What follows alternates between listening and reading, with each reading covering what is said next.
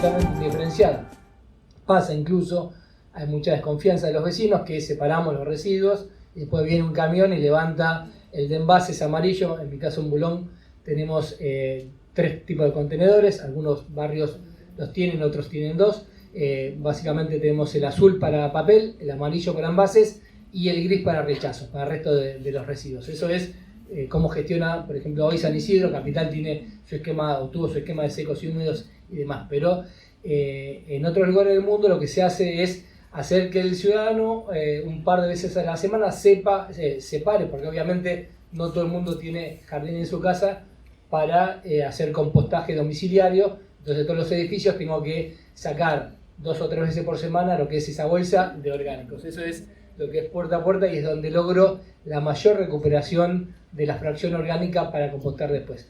Obviamente, cuando mezclé en la bolsita de basura la fracción orgánica con la inorgánica y le metí alguna pila, alguna lamparita con mercurio, esa fracción orgánica mezclada con la fracción orgánica, lo que llamamos RCU, balseamse, el camión Pato compacta, y si no, yo no contaminé, mi vecino metió una pila, ese material empieza en el camión y después en la planta como la CMBT a mezclarse, y el compostaje de ese material no termina en compost.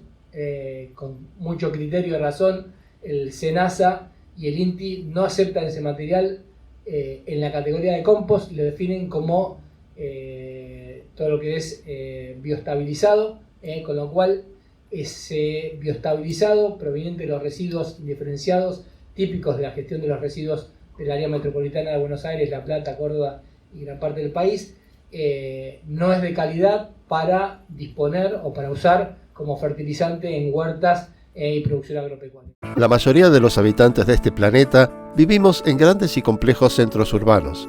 En ellos encontramos mejores oportunidades laborales, a la vez que gozamos de importantes comodidades como comunicaciones e iluminación, entre otros servicios. Esta gran diversidad de personas que somos produce también una enorme cantidad de residuos, los cuales, cuando no son dispuestos correctamente, pueden, por ejemplo, alcanzar las alcantarillas de la ciudad para llegar así a ríos, lagos y mares, contaminándolos. Lo podemos relacionar con los objetivos 12, producción y consumo responsables, 14, vida submarina y 6, agua limpia y saneamiento, de la Agenda 2030. Sí, en el diseño de muestreo lo que se consideró es tomar muestras de peces a diferentes distancias de la supuesta fuente de emisión, que es el desagüe cloacal de la ciudad de La Plata. Se tomaron cerca del desagüe, hacia el norte y hacia el sur. Y lo que encontramos es que, como bien apuntabas cuando presentabas la nota, que en el 100% de los peces que analizamos encontramos microplásticos. Lo que sí varió fue la cantidad de microplásticos en el interior de los peces en función a la distancia a la salida de la cloaca mayor. Cerca de la cloaca los peces tenían mucho más microplásticos que a mayores distancias.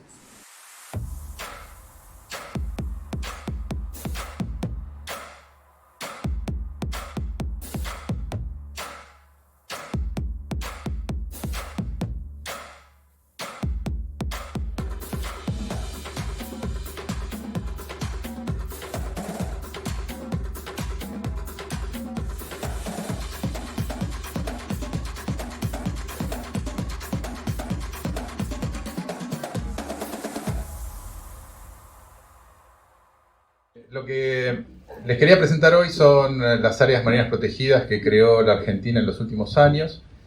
Y es en realidad un pantallazo muy general de estas 3 áreas marinas protegidas. Pero quería empezar contándoles que la Argentina tenía un sistema de áreas marinas protegidas hasta 2014, pero ese sistema de áreas marinas protegidas tenía 50 áreas marinas, pero eran costeras. Son esos puntitos amarillos que ven acá en el mapa. Y según la Convención Internacional para la Biodiversidad, para el año 2020, todos los países signatarios de esta convención tienen que llegar a tener el 10% de su plataforma continental protegida. En el caso de la Argentina, la plataforma continental es una de las más grandes del mundo. Es toda esa superficie plana que está a continuación del continente hacia el este, y que se extiende hasta casi las 200 millas y hasta casi los 200 metros de profundidad. Esos 200 nos pierden a todos, pero la zona y coinciden además con la zona económica exclusiva argentina. O sea, la plataforma es un rasgo geológico, es una planicie con muy poco ángulo, y que llega hasta más o menos lo que se ve ahí, no está indicado, pero es a la altura de Malvinas y hacia el norte. En esa plataforma se desarrollan las principales actividades pesqueras de la Argentina. Hasta ese entonces, la superficie del mar que estaba conservada con estas áreas marinas costeras era del menos del 1%. La creación del Banco Burwood, que es esta mancha amarilla que se ve al sur de Malvinas, hizo que se incrementara, que representara el 2/3 de las superficies marinas conservadas, y representa el 3% de la plataforma. Con lo cual, en 2013, al crear el Banco Burwood como área marina protegida, se arranca con el 3% de la plataforma conservada en el pleno océano. A diferencia de las otras áreas, esta es la primera área que es netamente oceánica, no tiene costas. Las otras son áreas que están basadas en la costa y pueden tener unos pocos kilómetros sobre el mar, pero siempre tienen un área costera asociada.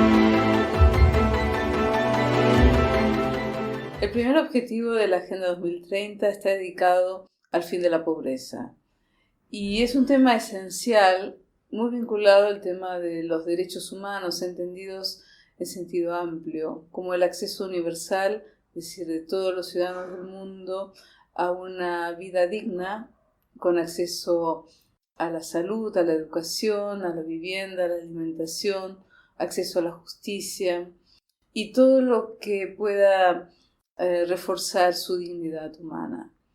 Hablamos a veces de pobreza, pero no sabemos bien cuándo alguien es pobre.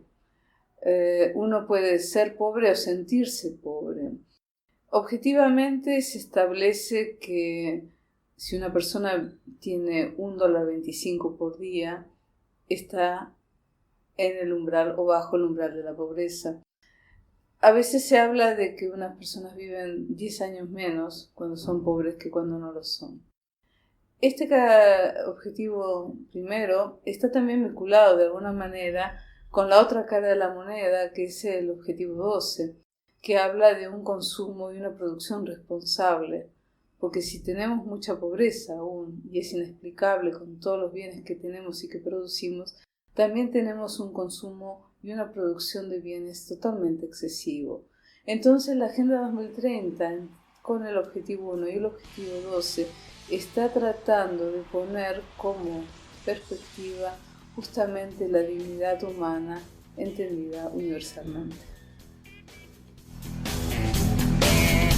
Out where the river broke, the bloodwood and the desert oak, holding wrecks and violent desire.